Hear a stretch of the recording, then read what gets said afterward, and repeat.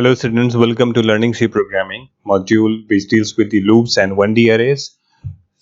Loops are one of the most important components of the programming language, and loops are something that repeatedly performs a certain set of instructions. Now, how many times the instructions would be repeated will depend on a certain condition. Either I can fix the number of times it can repeat itself, or I can give it a condition that if such and such condition is met, you can stop executing the loops. Let's understand how to write these loops and how does it benefit or shorten the program size that I'm writing. If I want to print the natural numbers from 1 to 5 specifically, then in that program I will be requiring a variable that stores the initial value as 1, and then I print the value of that variable using a printf statement, and 1 would be printed, and then I will be incrementing the value of c and printing again, and this time c will be incremented to 2 over here. The value 2 would be printed. Similarly, C++, the value of C will become 3, and 3 will be printed, 4 and 4 will be printed, then increment it to 5 and 5 will be printed. So this way you can print the value from 1 to 5. But here you will observe that the printf statement and C++ statement something that is repeating itself. For a small program like printing number from 1 to 5, it is easy, you can write it down. But suppose if you want to print a number from 1 to 10,000, then you won't be repeating the same instruction 10,000 times. Rather, you would be looking for a certain syntax or construct provided by the programming language, which in one line can give the instruction to the compiler to execute a set of statements multiple times, and that is what is called as loops basically. So these repetitive instructions will be enclosed within the loop for execution. These loops are of three types: the for loop, the while loop, and do while loop. Let's try to write this program using the for loop first, and then we'll see how to write with the other loops as well. So for loop, there is a slight change in the program, that instead of initializing the value, I am just declaring the variable c. And then there is this for loop. For loop consists of basically three sections. Each section is separated by a semicolon. So this is expression 1, expression 2, and expression 3. The first section is called as initialization. So if you know which is the starting point of your loop, from what value should it start, then you can write it in the initialization section. If you know where your program ends or where that loop ends, so this is your condition that tells you that if this condition becomes false, you will stop the execution of the for loop. And the last section is your increment or decrement expression. Now this increment or decrement expression tells you that after every cycle, how is the value of c increasing or decreasing. Now it is not necessary that every time C++ should be written. C++ means C equals to C plus 1 basically. But you can even write C equals to multiply by 2. You can also write C equals to C plus 5 or any other value. So it can be any arithmetic expression that could be written over here. So the execution of this would be that the control comes to the for loop. The first thing it does is it initializes the value of C. So this is the first step. Once the value has been initialized to 1, the second job would be to go to the condition and check whether the initialized value is less than 5 or not. So 1 is less than or equals to 5. So the condition is true. Step number 3 would be that you go into the body and execute the set of instructions that are given over there. Once that job is done, you go back to the loop at this point. So this is your fourth step. And then after incrementing the value of C, the value of C was initially 1, now will get to 2. Once it is 2, you have to check the condition again. So you check 2 is less than or equals to 5, go to 3, then go to 4, 2, 3, 4, 2, 3, 4, 2, 3, 4. That kind of a cycle would be created. Now C would get incremented every time on every cycle, so it would reach a value of 3, then reach a value of 4 and 5, right? And after 5 it will reach a value of 6. So once the value is 6, 6 is not less than or equals to 5, and therefore once this condition is false, then you jump out of this loop and the control comes right outside the loop. So this is how your for loop runs. So now if you want to print the number from 1 to n, for that you need two variables c and n. N is something that you will be asking from the user, so that is the range up till which you have to print a number, and then there is another variable for writing a for loop, right? So here I'm using C. Then you have got this for loop. This for loop initializes the value of C to 1, and it goes up till until the C value is less than or equals to n, and every cycle of printing after that you will be incrementing the value of C, as we had seen in the previous case of 5. Now this time the number of times the loop is getting executed is dependent on the value of n, so it will be executed n number of times.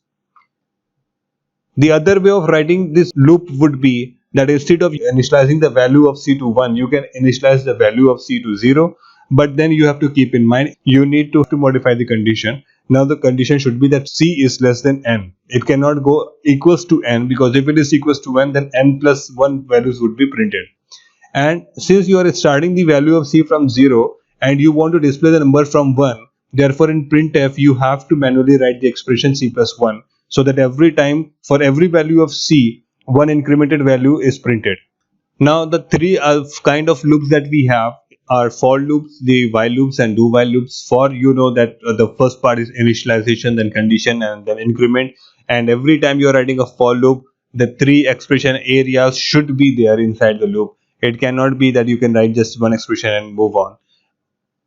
Then in while you can have only one expression, and that expression is supposed to be the condition, which is actually the middle portion of your for loop. And in do while also we have got just one expression, that is your condition, which comes towards the end of the program. So if I compare all these, so they are doing the same job. The only difference is here you know the initial point and you know how to increment to get to this point. Here you just know where to end, but you do not know what the initial value is, and you do not know how to increment to reach this particular condition. So that should be the part of your logic in the program when you are writing it. And the same thing has to be done in do while loop as well. The other difference is that while loop checks for the condition initially, and if it is true, then only the statements written within the braces would be executed, and there is no semicolon at towards the end of the while and the for loop, because it is the beginning of the loop and all the other instructions are given after them, which are enclosed within the braces, and therefore there is no semicolon at towards the end. But in do while, you are not checking the condition first, but rather you are checking the condition towards the end. That means all the steps that are given within the loop braces will be executed at least for once, then the condition would be checked, and if the condition is false, then you go out. So at least for once the statements written inside the do while would get executed. Now you will see that while always ends with a semicolon, and the reason is that all the steps that are to be part of do while are already written before while. So while is the last part of that loop, and therefore it should terminate with the semicolon.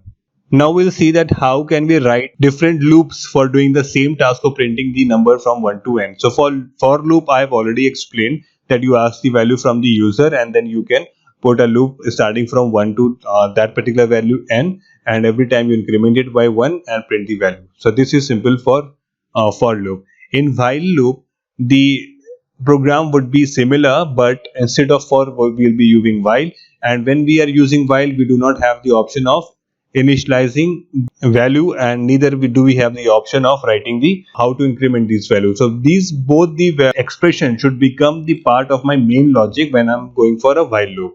Therefore see the difference, that here I had simply declared the value of I, here I have initialized the value of I, so that it compensates for the initialization condition.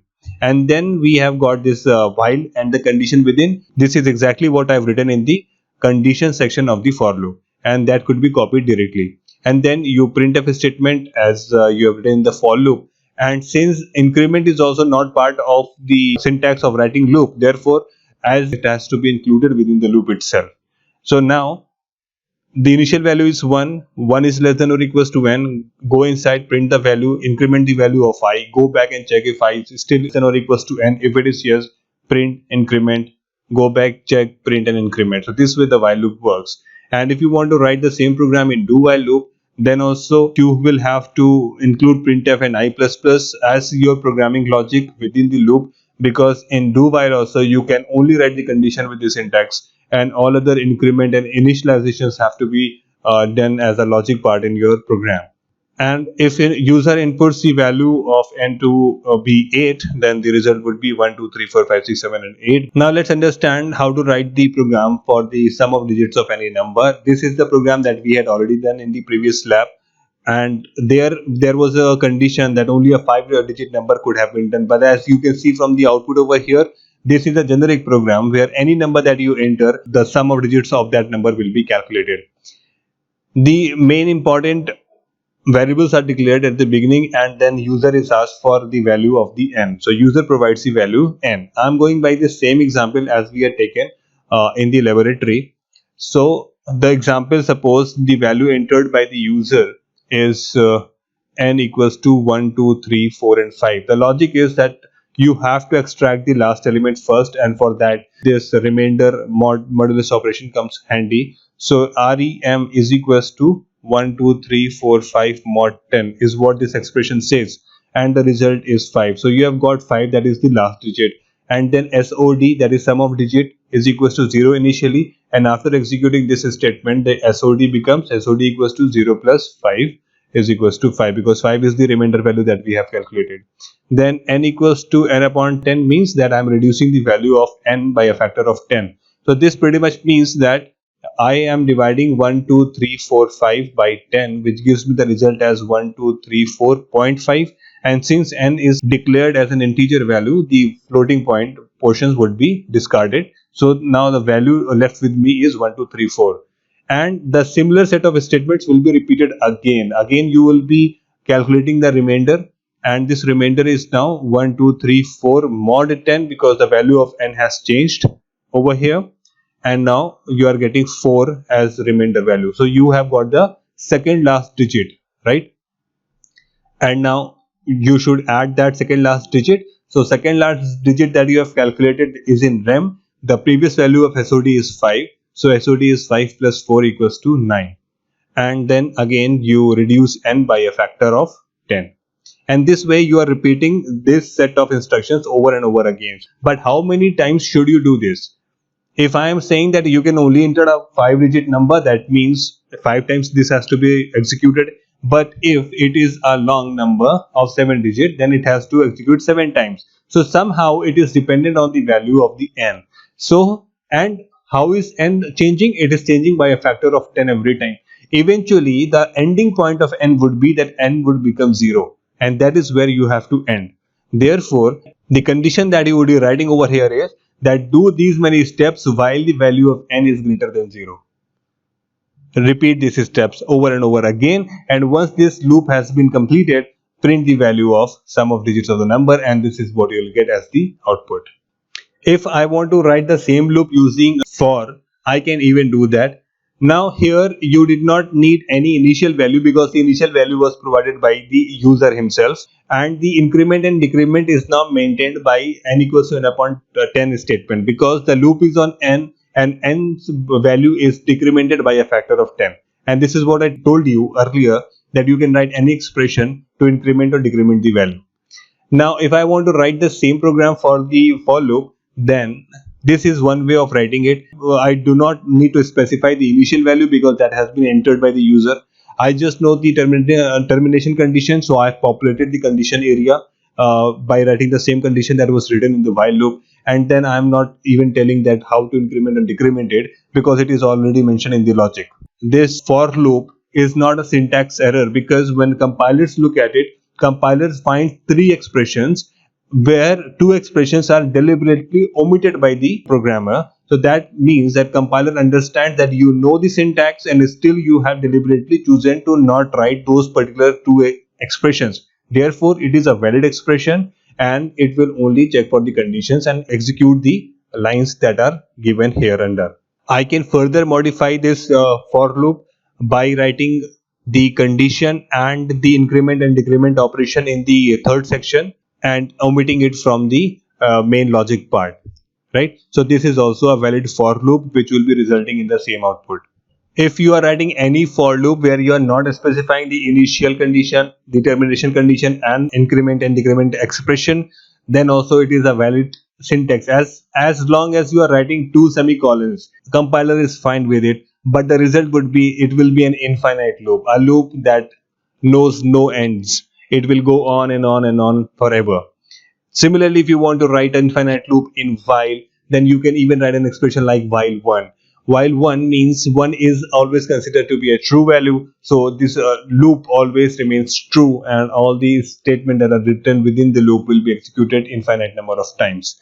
In fact, any non-zero value would be considered as true by the C programming language.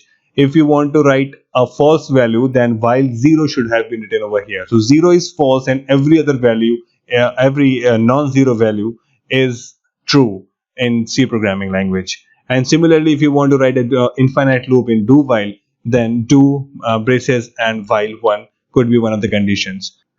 Is this a right way of writing the while loop? Yes, it is correct, because it is again a non-zero value. Don't look whether it is positive or negative. It is non-zero, so it is supposed to be true, and this is again an infinite loop. You can have multiple conditions written, like you want your loop to be executed only if the value of I is greater than 5 and the value of j is less than 10. So air double ampersand is equals to logical and, that you must have already studied in the operator section. So you can club these two conditions together by using the logical and or and not operations. Similarly, you can write the logical and condition in the while section as well. So this also gets executed when both the conditions hold true. And you can even have a combination of these logical and or operations. So you can have any combination of expression based on the logic that is required in your program, in the task that you are performing. Let's understand what arrays is. If I want to have a multi values in the variable, so one way of writing the program could be that you take a variable and initialize the value by some value like 45 I have taken here for example, and then again initialize the value by 40 and try to print the values of the marks underscore phy. Now when you are printing the value, you would see that the result would be 40. Why? Because initially you have taken the value to be 45 and later on you have overwritten the value by a new value that is 40. So last value that you have initialized would be the value of the marks. That means this variable marks underscore phy cannot hold more than one value. If you are initializing it with any other value, then the previous value would be overridden. But you want to have a variable which holds many values of the same type, same integer type. So that kind of a data structure is called as the array. So data structure that can store sequential collection of homogeneous elements. Homogeneous means that all the elements that are represented by a particular variable array, if it is integer type, then all the elements would be integer type. If it is float type, then all the elements would be float type. So if I want to have that kind of an element, that kind of a variable that represents an array, then look at this program. Here you can initialize by writing that int marks underscore 5, which was written over here as well, and then a square bracket and the value 5. This means that now the variable marks underscore phy will be holding 5 values with itself, and all the values will be of integer type. And in order to access these values, there will be some indexing done, as you can see in the diagram over here. So 5 value space, each block is of the size of the integer. Each one of them can hold a different integer value. Each of them is represented by the same name, that is marks underscore phy, but the differentiation is with the index values that they get. So if you are saying marks phy 0 is equals to 45, that means the first index would be written with the value 45. When you are writing marks phy 1 is equals to 40, that means index 1 is the place where 40 would be written. And similarly, you can populate the remaining cells as well. When you want to display these results, you can write a simple printf statement and look at the output. The output here is marks 1 equals to 45 as written over here, and marks 2 is equals to 40 as written over here in the message. The first one is taking the value from the index value 0, and the second one is taking the value from index number 1.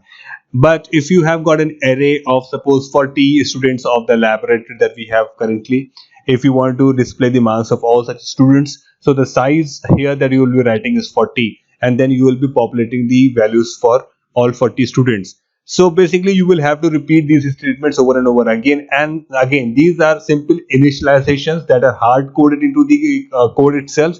You want user to enter these values, right? And then you want to display them. So how to write a program for that? I am going by the value 5 itself. I'm not taking a large input because I have to show the output also. This is the array declaration. Again, as we have seen in the previous diagram, 5 elements array space would be created by the name of the marks underscore phy and separated by the index values. Index values always start with the value 0 and goes up till n minus 1. So if it is n, it should be n minus 1, right? Now for entering the elements, I can write a for loop which starts from 0. See, the initial point of my index is 0, therefore for loop should start with a 0, and it should go until the value of I is less than 5, which is correct because the last value that you will be getting is 4. And every time you go and display a message onto the screen, then enter the marks, and I have written I plus 1. Why? Because logically within the memory it is at the index 0 that the value is written, but to the user I want to display the message that you have to enter the first value, therefore I am writing I plus 1 over here. So such kind of a message would be displayed that enter marks 1, and suppose user enters 35, so 35 is something that will be written at the index 0, right? And this is scanf would be taking asking the value and storing at the required location. Similarly, when you go back I plus plus, I becomes 1, 1 is less than 5, you go and print the value enter marks of 1 plus 1, that is 2, so enter marks 2. And then if you enter 38, then 38 would be written on the index number 1, and this loop will go on and ask the values, and every time suppose you are entering 45, 33, 44, 48, then this is how the array gets populated onto the memory. And if you want to display this array, then again you can write a loop starting with the index 0 and going up till less than 5, or the size of the array, and every time you are reprinting the value that marks percent d equals to percent d, where first percent d is representing which mark are you displaying, that is marks 1 or 2 or 3 or 4, and then the second percent d will be taking the value from the array itself, marks underscore phy. So it starts with the 0, the 0 index value 35, and then 38, 45, 33, 48 would be displayed onto the screen. There are other ways of initializing the array. If you are not asking it from the user, you can even write int num is 6 equals to 2, 4, 12, 5, 45 and 5. This is also a valid way of doing it, but here you have to give the values by yourself. The programmer gives the value and you are not asking the value from the user. So it is always recommended that you go and write the program asking the values from the user using the scanf. But sometimes if you want to hard code, you can even go by the initialization of the arrays.